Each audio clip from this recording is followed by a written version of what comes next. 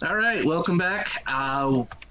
We have a wonderful treat for a panel today. We've done the CybFest organizers. Now we're going to step back in time, all the way back to the year 2000, when Mr. Greg Gaub ran CybCon. We can't even call it a sister show. It was the parent show to CybFest. CybFest was born from CybCon. So Greg, uh, why don't you talk a little bit about what CybCon was? Because there are people who are watching who have never experienced CybCon. It blows me away, honestly, and I love that. I both love it and I hate it, right? Because I love that there are still people coming into the fold, but I also hate the fact that my name is unknown to these people. Well, that's why we constantly mention you. I appreciate that, and I caught some of the conversation earlier this morning. I wasn't expecting you guys to be talking about history and stuff like that, so I wasn't watching it, but I saw some commentary. So I'm gonna have to go watch the video later when you guys upload it. So that should be interesting and fun for me to watch. Yeah, we were talking about how much CybCon had brought the community together. So I mean, some of us met each other for the first time at CybCon. Yeah, and I'll be kind of reminiscing on that. But the first thing that I wanted to say is that I am a proud parent. If you're going to make that equation between me being the father and you guys being the children, then I'm absolutely a proud papa. I'm overjoyed with what you guys have done with CybFest since I stopped doing CybCon. And yeah, I could not be happier having made the decision that I made to ask you guys to carry the baton from there. So, and you're the number one person that I go to be like, okay, are we doing all right? I want our attendees to be happy and all that, but ultimately we, like you said, we're carrying the baton. So I want to make sure that you're happy with the continuing legacy of the Transformer Convention in the Pacific Northwest. So that's an important thing to us. So I absolutely am. And just to alleviate yourself from any pressure, you can stop doing that. It's been years now. The baby, you are now the parents. The baby, I'm just the grandparent. Now I get to spoil the future grandchild, I guess. Yeah, we now have children that will eventually carry on the legacy.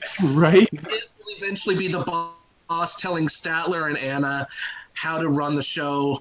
And we'll be touching on kids during our retrospective as well. And I'll just kind of start into the history. Go for it. And from that conversation you guys had earlier, when we go back in time to the beginning, some of the longtime participants and attendees will remember Greg Gaub's Transformers page from the 90s at peak.org and snapbag.com and whatnot. One of the oldest, if not the oldest remaining Transformers fan page on the internet today. I'm sure there's Ben Yee's probably still got his old pages up, but my old pages are sitting there collecting dust, but they're still there. So I can claim that mine's a really old Transformers page, which never gets updated. But of course, CybCon, the convention, was born out of CybCon, the mailing list, which was an e-groups email list, which was itself born out of various Usenet news groups. Hey, let's start a group let's start an email mailing list for Transformers fans. So I started CybCon, Cybertronian Conference mailing list. Introduced people that got married. Remember Defensus Prime and I forgot his wife's name, but they got introduced on the mailing list. I thought it was hilarious that they then got married. But then it was like, after years of watching BotCon and never going to BotCon, I was like, there's enough people here that we could hook up and just kind of chill and talk Transformers.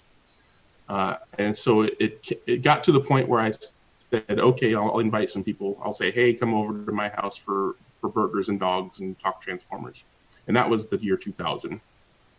And I said, hey, if you're in the area, come to my house, basically. And I actually had to go read some of the history, which is all on my webpage. If you want to go to ggaub.com/TF and look at CybCon history.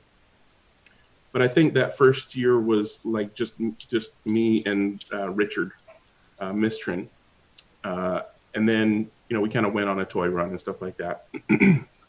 And then that kind of, we had some people the next year, and then nobody came. And I was like, well, clearly having people come to my house is not enticing enough for actual people to want to come and do it. So me and Richard were like, hey, let's go ahead and make it a thing. But then looked at, party rooms and stuff in the Auburn area, because I live in Auburn. So I'm like, well, as an Auburn resident, you get discounts for using their facilities. And I found one of their rooms, and we did it. And so that was 2003, I think. So that was the first official CybCon in a public space, not Greg's house, that people actually came to. And by that time, we had already kind of had a run of exclusive toys going, because Zobivore, Dave Edwards, was contacted by Richard as a friend on the internet. And Zobivore was doing exclusive toys. He was, grabbing toys off the pegs that were shelf forming and repainting them. Our first toy was the Beast Machines Scavenger, repainted as Devastator's Scavenger, G1 Scavenger. Yeah. And so there were like 6 or 7 of those toys, and little drawing to go along with it, and little character bio and everything like that. And then the next time he did some stuff, we had the what were they? Robot Warriors? No, it was basically the Hot Wheels size Spy Changers. Spy Changers. Man, I'm just I'm an old man now. The Nemesis Prime, basically the Laser Prime that he recolored as Laser Prime, and then the X Brawn that he recolored as Brawn. And those were fantastic. He was doing a great job with the exclusives, and so we kind of kept rolling with him until he he said, "This is too much work. I don't want to do this anymore."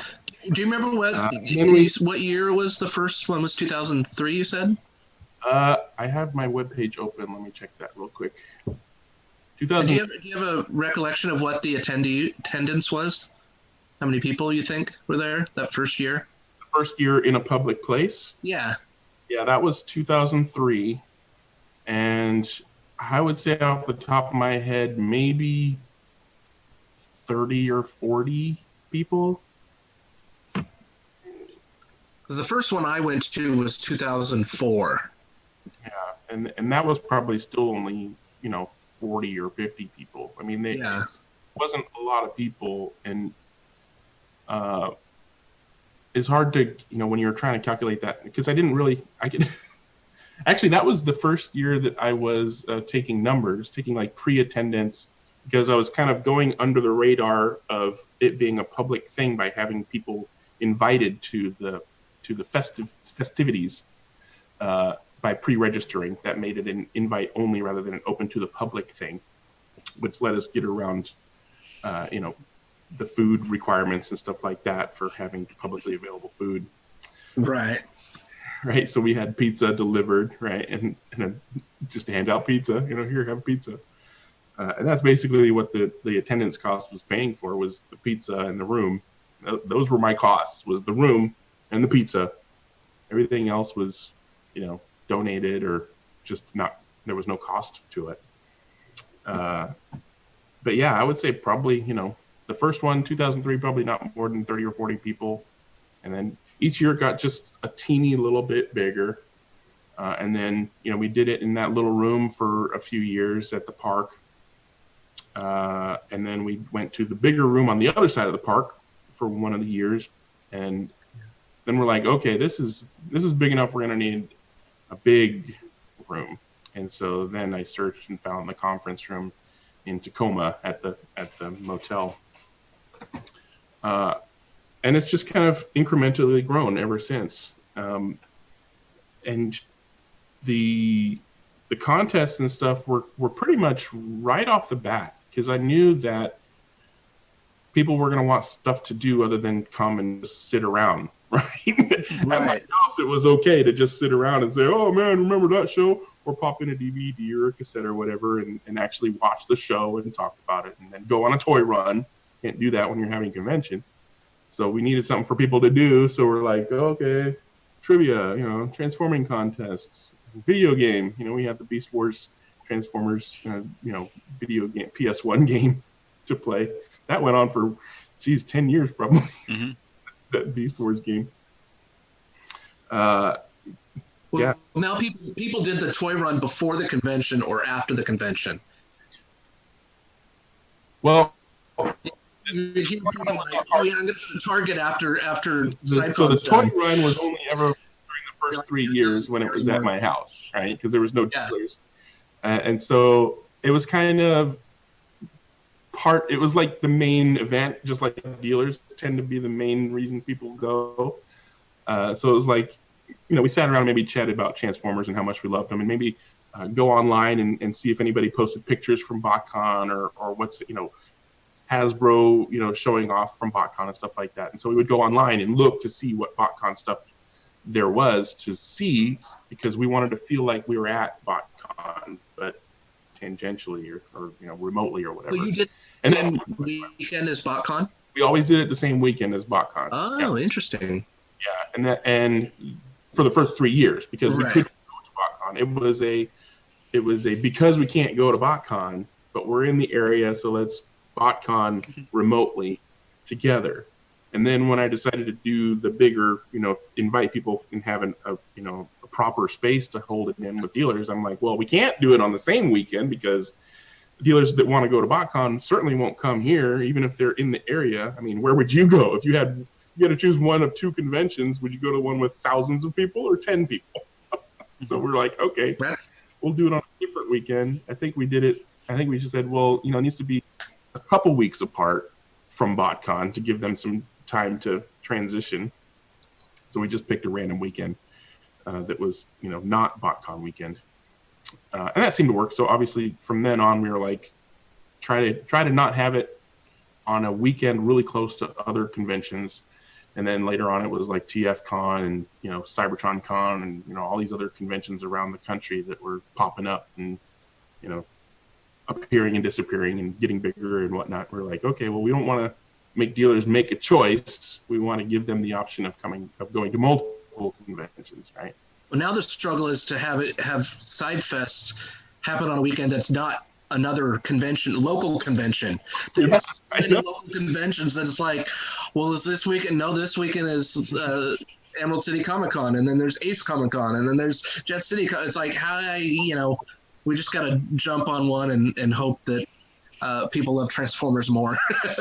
Yeah, at some point you just got to say, if I build it, they will come, and just choose a day, and that was always the hardest part was getting the word out, and the mailing list was one thing, and Facebook has become its own thing, but it was like, well, let's put flyers in comic shops, and there was all kinds of ideas, but none of them really seemed to make a big impact. And it's like, well, unless you have an advertising budget and you're gonna do radio ads or TV ads or whatever, you're not gonna get a big jump. It's always gonna be an incremental increase every year. And then over the years, it kept getting slightly bigger and bigger and bigger, and I tried to keep people around, like you guys were talking about, trying to keep people to the end of the show so the dealers weren't watching an empty floor while people left 2 hours or 3 hours or 4 hours before the end of the show. So it was like, okay, well, I used to do raffles all throughout the show, like on the half hour, every hour. And then I was like, well, people are leaving. Let's do the raffles at the end and do the auction at the end and have contests later in the day to try to get them to stick around longer. And, I never did the panels and stuff because it was like, one room and you can't really have them all in the same room, realistically. Yeah. But that's going to be the perennial challenge, is getting people to have enough stuff for enough people to want to do, right? Right. The contest alone won't do it. The raffle alone won't do it. The auctions alone won't do it. You got to keep coming up with ideas. You guys are doing great. Well, I mean, that's the thing, is one thing that appeals to, if somebody's really into toys, doesn't mean they're really into the hearing about collectors or hearing from voice actors. They may only be about the toy. And then there's people that really want to hear about the artists, but don't really care about the toy. So it's just, you kind of have to hit a whole wide range of stuff and hope that there's enough things throughout the day that keeps people's interest, to keep them there. Yeah, so some of the big shows I think benefit from the fact that they are a destination show. People do travel to TFCon or BotCon, and so the people that do that, they're kind of locked in there for 2 or 3 days. It's like, I might as well go to all the planning, because all the programming, because I'm here anyway. But like Liz mentioned in our last panel, a lot of people do make a day show out of CybFest or CybCon back then. And we used to talk about who came the longest distance. We would I would just get on the microphone. Okay, who came the longest distance? Just applause for the who came the longest distance. We had people coming from California, Idaho, British Columbia, and stuff like that. But it was pretty much always within a drive. I think maybe there was like one time one person like flew or took a bus ride. I know Crazy Steve came one year, and his wife was still stationed in like Texas or something. And he like took a Greyhound to come, because he really dedication. Yeah, it was like, okay, awesome, dude. That's the longest I think anybody's ever come. But yeah, Toy Dojo, they're probably the longest. Who was that? Toy Dojo, Jason, weren't they in Texas? They are now. They weren't at the time, but now they are. But they still had traveled to come to the CybFest. Yeah. That's fantastic, that they would come that far. So obviously it's a profitable show to come to for them. So that's fantastic. But yeah, it's not a destination thing. So I don't know, do you want it to become that kind of thing? And if so, when, so like, that's one of the reasons that I knew you guys would kind of make me happy. I'll just be honest. Because you weren't like, oh, we got all these ideas, we're just gonna make it the biggest Transformers convention, right now, and the best. And it was like, no, just don't. It'll be bad. Just don't do that. Let it grow. Let it grow naturally. Give the people what they want. Don't try to give them everything, and become what some of the other shows have become. Right, they go strong for 2 or 3 years, and then they're gone because they burn out. Yeah. That's the thing. Like when we do our kind of our questionnaire of like what you thought of the show, we still get a mix of people that are like, man, I wish it was a smaller group like CybCon, and then other people are like, I wish it was a lot bigger.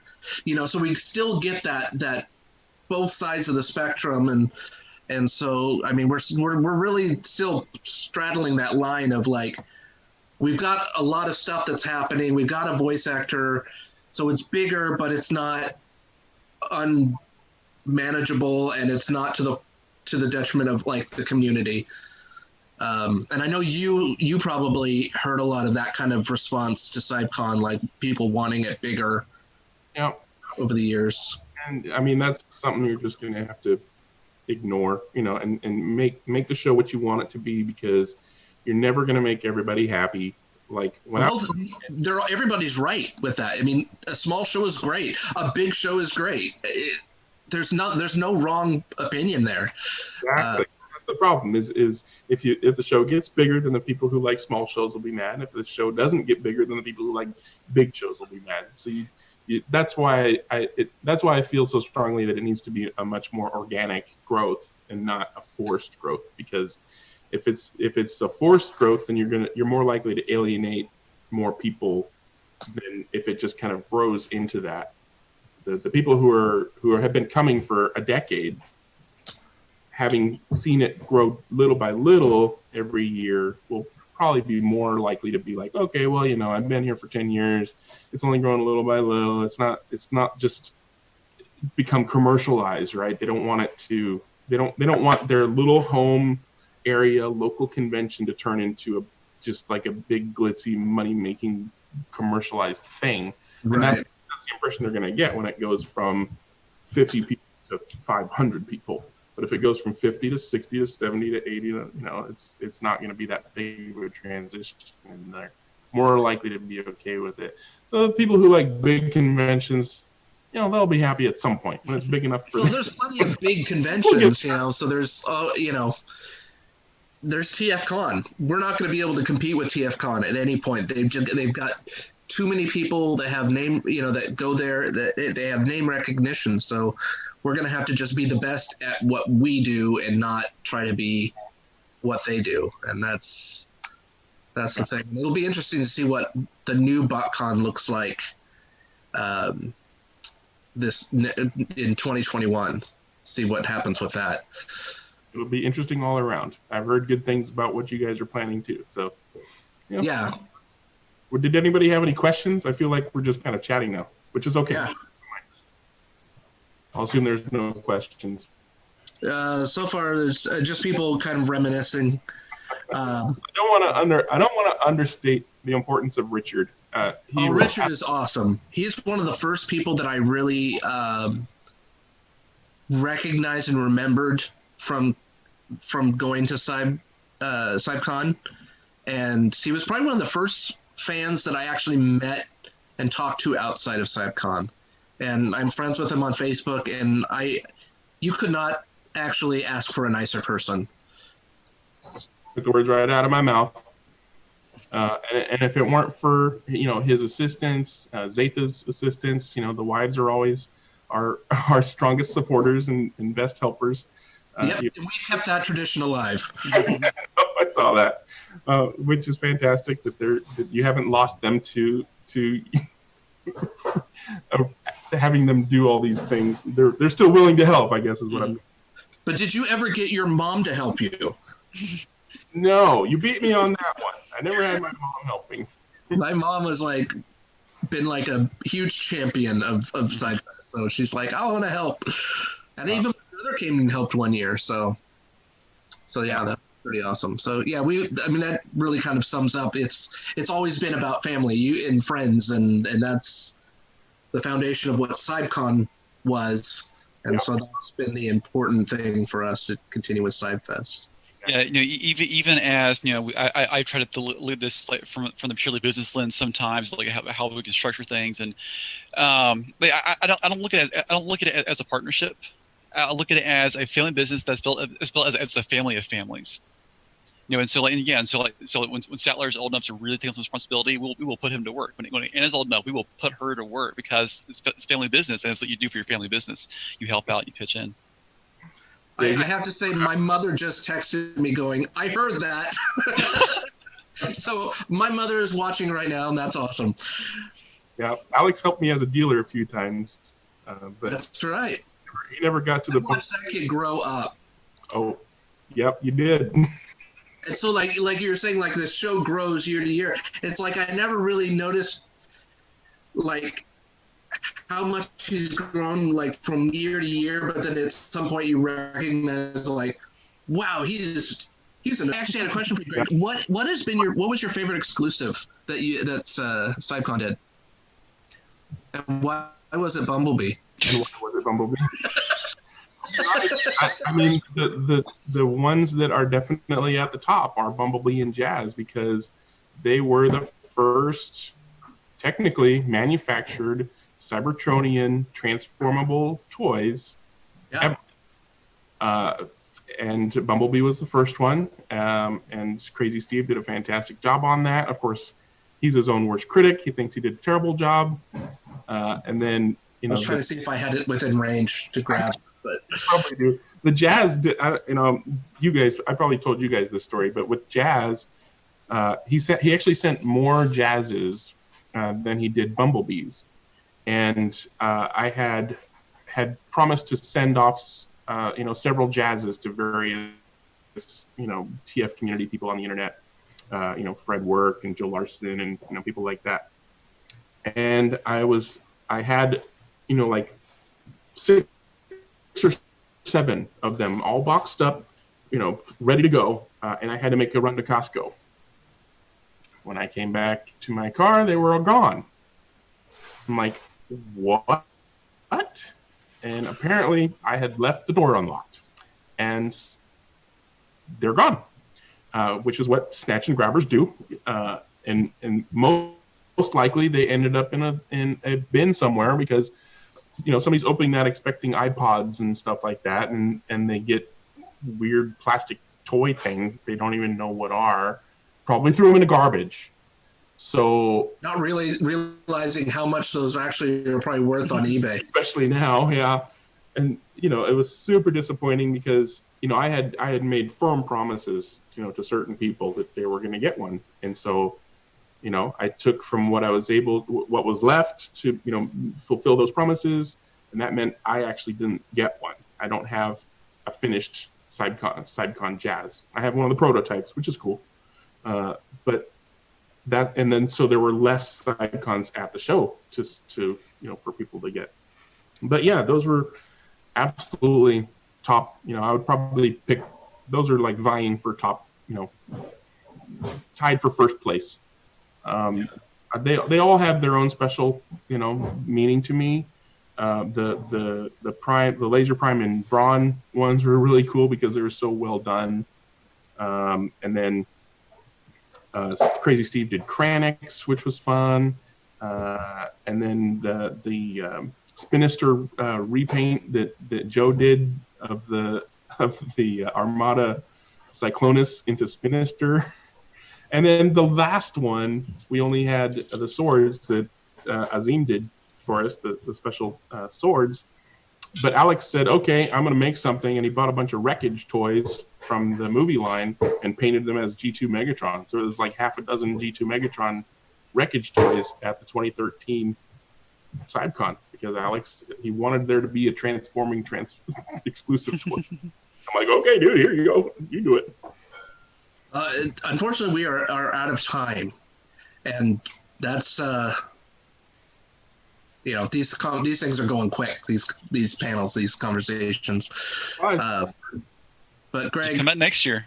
Yeah, thank you so much for all that you've done for the Transformer community here. Without CybCon, there would have been no CybFest, obviously.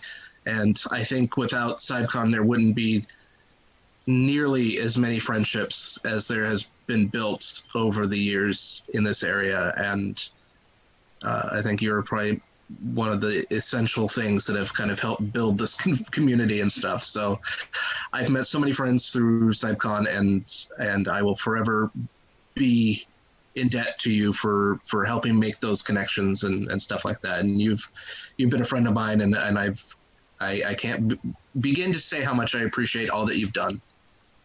And I'm sure that legacy will continue with CybFest. I hope that we have even half the impact that you have done. So thank you again. Yep, thank you. All right, you guys. Transforming contest, or transforming whatever we do.